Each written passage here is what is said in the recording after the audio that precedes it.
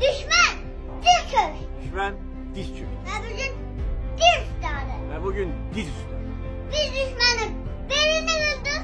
Biz düşmanın belini kırdık. Biz şanlı galebe kazandık. Biz şanlı galebe kazandık. Ben burada durmuşum. Bak ben burada durmuşam. Gelmişim bura. Ön ordumla. Gelmişim bura. Öz ordumla. Ne diyeceğiniz siz orada? Sanki. Ne gizlendiniz siz orada? Sıçan kim? Ne diyeceğim ben? Paşinyan hiç kimdi. Ne diyeyim ben? Paşinyan hiç kimdir. Bizim işimize burunlarını sokmasınlar.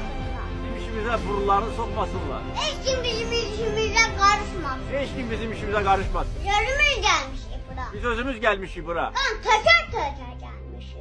Kan töke töke gelmişik. Hele geçsen ölmüşüyle meşgul olsun. Hele geçsin öz işiyle meşgul ol. Adam bizimdir. Karabağ Azerbaycan'dır. Ağdam bizimdir. Karabağ Azerbaycan'dır.